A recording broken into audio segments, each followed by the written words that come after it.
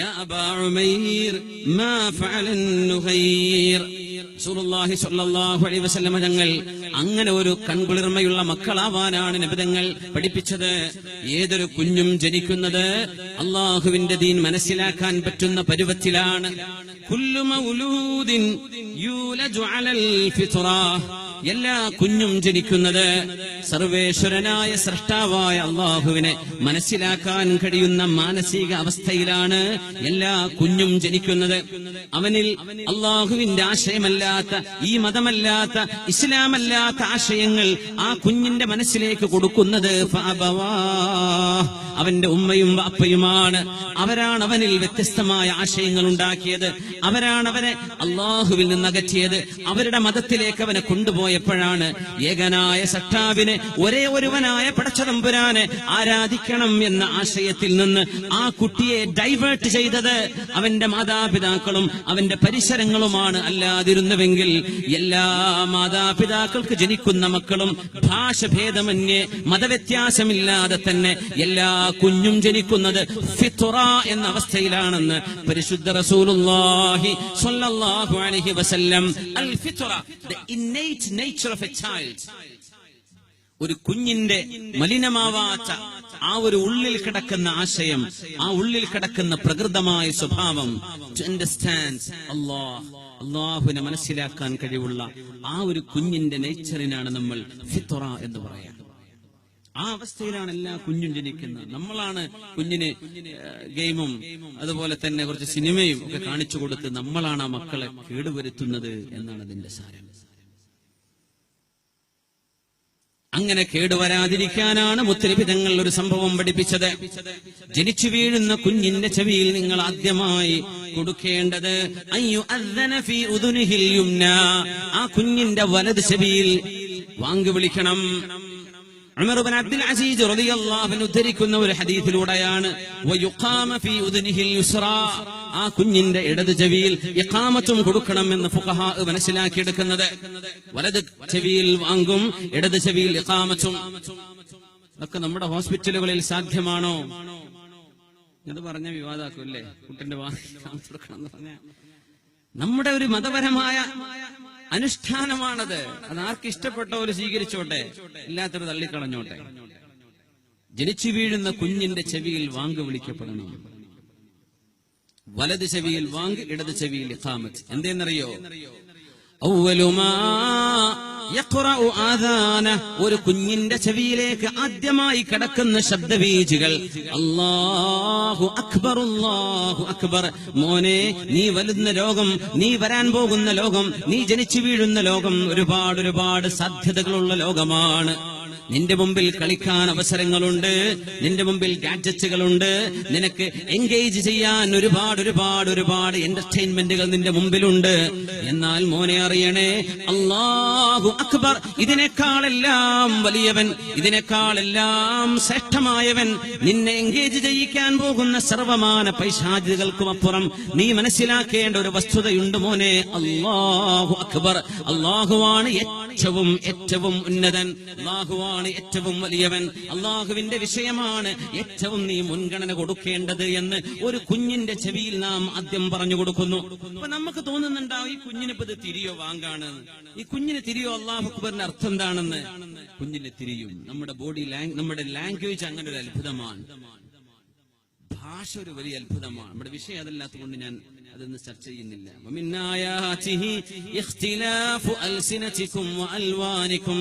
നിങ്ങളുടെ ഭാഷ അല്ലാഹുവിന്റെ അനുഗ്രഹമാണ്, അല്ലാഹു നൽകുന്ന വലിയൊരു ദൃഷ്ടാന്തമാണ് മനുഷ്യന്റെ ഭാഷ. ശരീരം മുഴുവനും കേൾക്കുന്നുണ്ട്. ഞാൻ ചോദിക്കട്ടെ, നമ്മുടെ കുഞ്ഞെങ്ങനെ മലയാളിയാവുന്നത്? നമ്മുടെ കുഞ്ഞെങ്ങനെ ഉറുദു സംസാരിക്കുന്ന കുട്ടിയാവും? നമ്മുടെ കുഞ്ഞെങ്ങനെ ഒരു ഇംഗ്ലീഷ് സംസാരിക്കുന്ന കുട്ടിയാവുന്നത്? ഉമ്മയും വാപ്പയും പറയുന്നത് കുഞ്ഞ് കേൾക്കാൻ.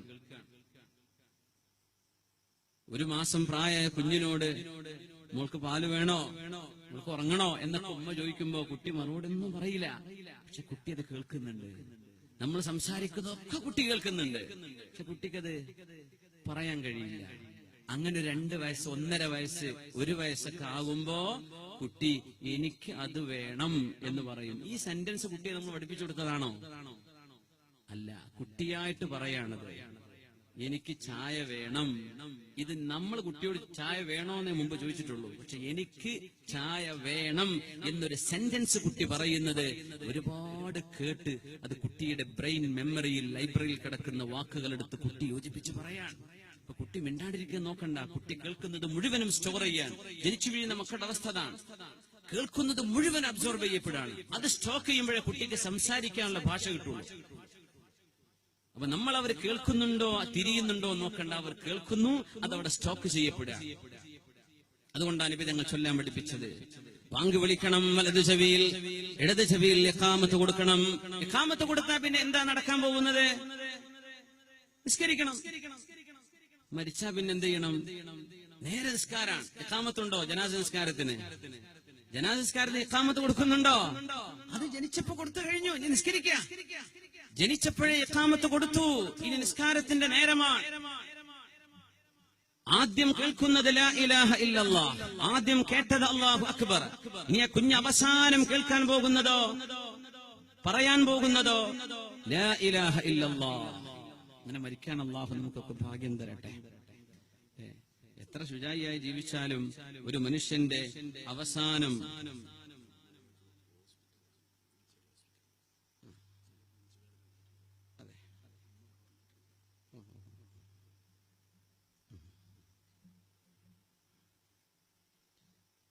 ഇവിടെ എന്റെ ഒരു ബന്ധുവായ അമ്മായിക്കാക്ക അവര് ഹോസ്പിറ്റലിലാണ് മഞ്ചേരിയിൽ. ഇന്ന് ഒരു വിവരം കിട്ടി. അല്ലാഹു തആല അദ്ദേഹത്തിന് ശിഫ കൊടുക്കട്ടെ. സല്ലല്ലാഹു അലൈഹി റബ്ബൽ അർശിൽ അദീം യശ്ഫിയഹു. അല്ലാഹു ശിഫ കൊടുക്കട്ടെ, അല്ലാഹു ശിഫ കൊടുക്കട്ടെ, അല്ലാഹു ശിഫ കൊടുക്കട്ടെ. ഭാര്യ പിതാവാണെന്ന് തോന്നുന്നു. ഇൻഷാ അല്ലാഹ് അല്ലാഹു തആല ശിഫ കൊടുക്കട്ടെ. ആമീൻ യാ റബ്ബൽ ആലമീൻ. മരിക്കുന്ന നേരം കലിമ ചൊല്ലാൻ കഴിയണം. അല്ലാഹു നമുക്ക് അതിന് തൗഫീഖ് തരട്ടെ. നമ്മളൊക്കെ എവിടെയാണ്, എങ്ങനെയാ മരിക്കാന്നൊക്കെ അറിയോ? അറിയില്ലല്ലോ. ലാ ഇലാഹ ഇല്ലല്ലാഹ് എന്ന് ചൊല്ലുന്ന സദസ്സിൽ പോയിരിക്കാത്ത ആളുകൾ, ദിക്ർ ചൊല്ലിയിട്ടില്ലാത്ത ആളുകൾ, കൂട്ടായിട്ട് ദിക്ർ ചൊല്ലുക എന്ന് പറഞ്ഞാൽ അത് ശിർക്കാന്ന് പറഞ്ഞിരുന്നാൽ ഇതൊക്കെ പ്രാക്ടീസ് ചെയ്യേണ്ട നാവ് കൊണ്ട്. മരിക്കണ നേരത്ത് ചൊല്ലിക്ക മോനെ ലാ ഇലാഹ ഇല്ലല്ലാഹ് എന്ന് പറയുമ്പോ അത് ചൊല്ലി പരിചയമുള്ളവർക്കല്ലേ ചൊല്ലാൻ കഴിയൂ. പറയാൻ നമ്മൾ പ്രാക്ടീസ് ചെയ്യണം, ചൊല്ലിക്കൊണ്ടിരിക്കണം. ആദ്യം കേട്ടത് അല്ലാഹുവിന്റെ വചനമാണ്, അവസാനം കേൾക്കുന്നതും അല്ലാഹുവിന്റെ വചനം, പറയുന്നതും അല്ലാഹുവിന്റെ വചനം. ഇതിനിടയിലാണ് നമ്മുടെ ജീവിതം. ആ കുഞ്ഞിന്റെ ചെവിയിൽ നിന്ന് നമ്മൾ വായെടുക്കുമ്പോ അവസാനം പറയുന്നത് ലാ ഇലാഹ ഇല്ലല്ലാഹ്. വാങ്കിന്റെ അവസാനമത്, ഇഖാമത്തിന്റെ അവസാനമത്. ഇനി അവസാനം ചൊല്ലുന്നതും മൻ കാന ആഖിറു കലാമിഹി ലാ ഇലാഹ ഇല്ലല്ലാഹു ദഖലൽ ജന്നഹ്. അവസാനത്തെ വചനം ലാ ഇലാഹ ഇല്ലല്ലാഹ് ഭാഗ്യം കിട്ടിയവർ സ്വർഗ്ഗത്ത് പ്രവേശം ലഭിക്കുന്നവരാണ്. അത് സ്വർഗ്ഗത്തിലേക്ക് പോകുമെന്നതിന്റെ പ്രത്യക്ഷമായ അടയാളമാണെന്ന് ഹബീബുനാ റസൂലുള്ളാഹി സ്വല്ലല്ലാഹു അലൈഹി വസല്ലം. എത്ര മനോഹരമാണ് ഒരു കുഞ്ഞിന്റെ ജന്മവും അവസാനവും ലാ ഇലാഹ ഇല്ലല്ലാഹ് കൊണ്ട് ബന്ധിപ്പിക്കുന്നത്.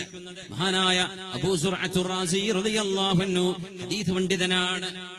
മഹാനവറുകൾ മരണപ്പെടുകയും സ്വപ്ന ദർശനമുണ്ടായി അവരുടെ ശിഷ്യന്മാർക്ക്. അവർ ചോദിച്ചു, ഞങ്ങളുടെ ഗുരുനാഥരെ, ശൈഖ് അവറുകളെ, മാദാ ഫഅലല്ലാഹു ബിക്, അല്ലാഹു നിങ്ങളോട് എന്താണ് പെരുമാറിയത്, എന്താണ് ഖബറിലെ അവസ്ഥ? അങ്ങനെ ചോദിക്കാൻ പറ്റുന്ന. ജീവിച്ചിരിക്കുന്നവർ മരിച്ചു കിടക്കുന്നവരോട് കോൺവെർസേഷൻ ചെയ്യാറുണ്ട്. മഹാനായ ശംസുൽ ഉലമ അവറുകൾ, അല്ലാഹു ആ മഹാന്റെ ദറജ ഉയർത്തി കൊടുക്കട്ടെ, ആ മഹാനുഭാവന്റെ ദറജ അല്ലാഹു ഉയർത്തി കൊടുക്കട്ടെ. അവരൊക്കെ അവരോടൊപ്പം സജ്ജനങ്ങളോടൊപ്പം സ്വർഗപ്രവേശം അല്ലാഹു നമുക്ക് നൽകട്ടെ. ആമീൻ യാ റബ്ബൽ ആലമീൻ. എത്രയോ മഹാന്മാരെ ചെന്ന് സന്ദർശിക്കുമ്പോ മഹാനായ ശംസുൽ ഉലമ നേരിട്ട് സംവദിക്കാറുണ്ട്, കാര്യങ്ങൾ ചോദിച്ചറിയാറുണ്ട്, സംസാരം കേൾക്കപ്പെടാറുണ്ട്. മരിച്ചുപോയ ആളുകളാണ്. ആലമുൽ അർവാഹിന്റെ ഒരു ലോകം. നമ്മളത് ശിർക്കും കുഫറും അതും ഇതെന്നൊക്കെ പറഞ്ഞ് ചർച്ചയ്ക്ക് മേൽ ചർച്ചയും നടത്തുമ്പോ ഇബ്നുൽ ഖയ്യിം തങ്ങളുടെ കിതാബുൽ അർവാഹ്, കിതാബുർ റൂഹ്, ഹാദിൽ അർവാഹി ഇലാ ബിലാദിൽ അഫ്റാഹ്, ഇതൊക്കെ ഒന്ന് നോക്കിയിട്ട് ഒന്ന് കാര്യങ്ങൾ മനസ്സിലാക്കിയാൽ ഒരു സംവാദത്തിന്റെ ഒന്നും ആവശ്യമില്ല. ഈ വിഷയങ്ങൾ കിതാബുർ റൂഹിൽ കിടക്കുന്ന അത്ഭുതങ്ങളൊക്കെ കണ്ടാൽ ഒന്ന് ഞെട്ടിപ്പോകും. മരിച്ചു കിടക്കുന്ന ആളുടെ ആ ഒരു ലോകവുമായി സംവദിക്കാൻ കഴിയുന്ന, തീർന്നു എന്ന് പറഞ്ഞ് കത്തിച്ചു കളയുന്നതല്ലല്ലോ നമ്മുടെ ജീവിതം. ഇസ്ലാമിന്റെ ആദർശം അങ്ങനെയാണോ? മരിച്ചാൽ തീർന്നു, പിന്നെ എല്ലാം കഴിഞ്ഞു? അങ്ങനെയല്ലല്ലോ. അവിടെ ഒരു റൂഹുണ്ട്, അവിടെ ഒരു ജസദുണ്ട്. ആ ജസദിലേക്ക് റൂഹിന് തഅല്ലുഖുണ്ട്. ആത്മാക്കളുടെ ലോകത്തെ സംബന്ധിച്ച് അല്ലാമ ഇബ്നുൽ ഖയ്യിം എഴുതിയ പ്രൗഢമായ കിതാബാണ് കിതാബുർ റൂഹ്. മലയാളത്തിൽ പരിഭാഷ ഉണ്ടെന്ന് തോന്നുന്നു, ഇംഗ്ലീഷിൽ പരിഭാഷയുണ്ട്, അറബിയാണ് കിതാബ്. പറ്റുന്നവരൊക്കെ ഒന്ന് കണ്ടു നോക്കിയാൽ, ഒന്ന് ഓതി നോക്കിയാൽ കുറേയേറെ സംശയങ്ങൾ തീരുന്നു. മഹാനവറുകളെ മരണശേഷം കണ്ടപ്പോ അബൂ സുർഅത്തു റാസിയോട് റഹ്മത്തുള്ളാഹി അലൈഹിയോട് ആളുകൾ ചോദിച്ചു, അല്ല എന്താ അള്ളാഹു അവിടെ ചെയ്തത് നിങ്ങളോട്? എങ്ങനെയുണ്ട് ഖബറിലെ ജീവിതം? ഒരു കമ്മ്യൂണിക്കേഷൻ.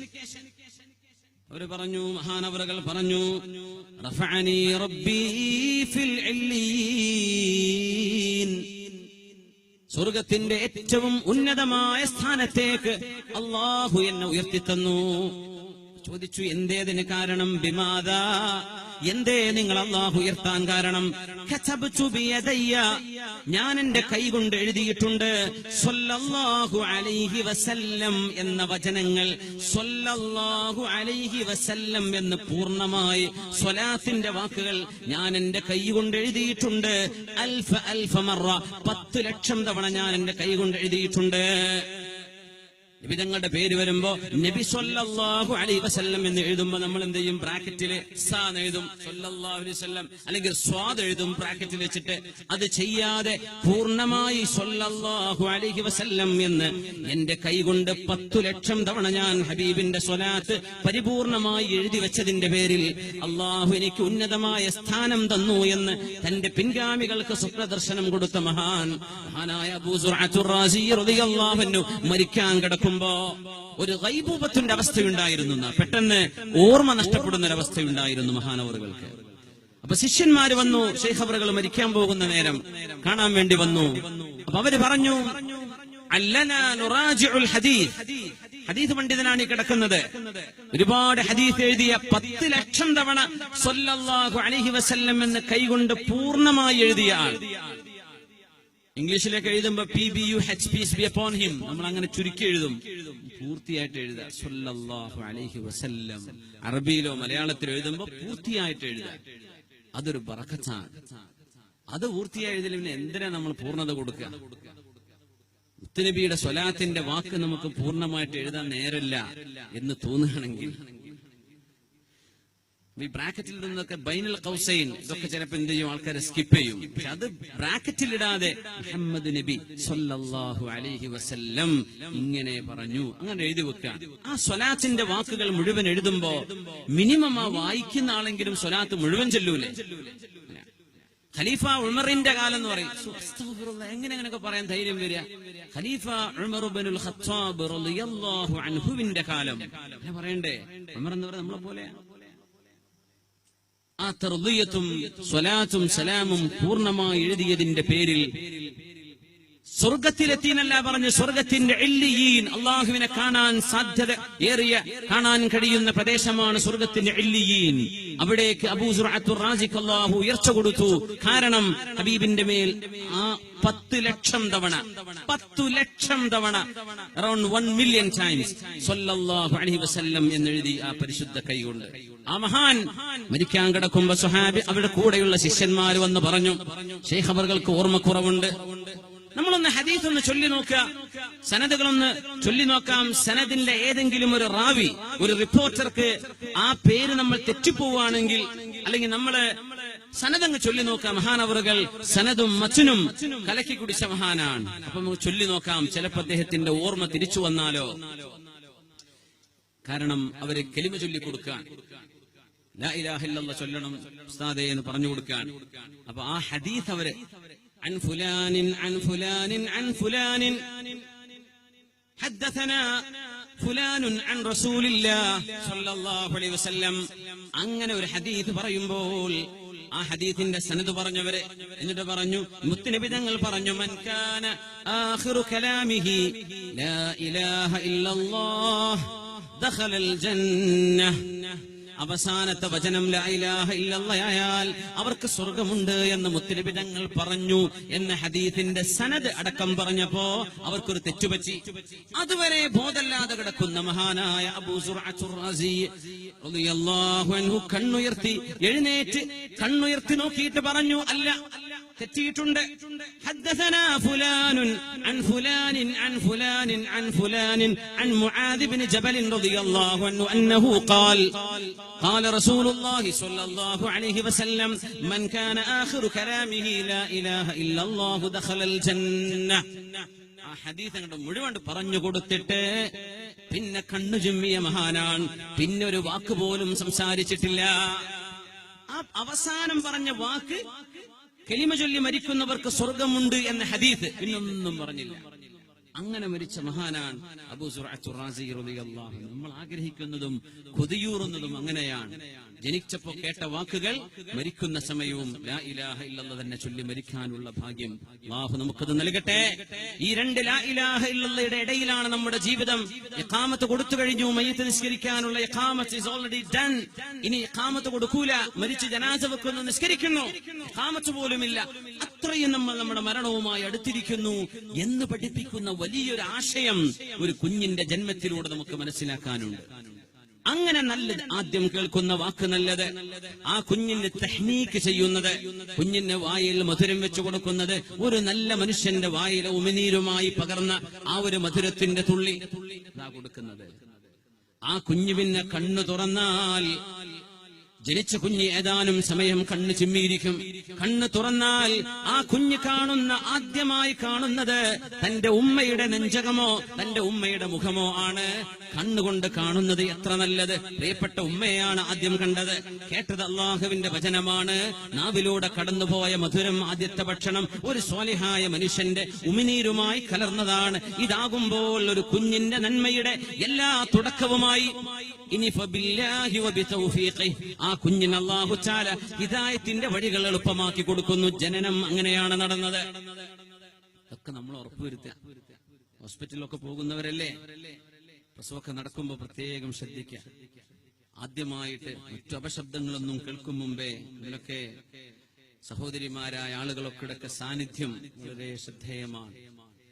അവരൊക്കെ അത് മുൻകൈയെടുക്കണം. നമ്മുടെ ഒരു കുഞ്ഞ് സ്വാലിഹീങ്ങളായി വരുമ്പോഴാണത് നന്മയായി മാറുന്നത്. അല്ലാഹു സുബ്ഹാനഹു വ തആല നമ്മുടെ മക്കളിൽ അല്ലാഹു നന്മയെ തരട്ടെ. صلوا على النبي محمد وآله.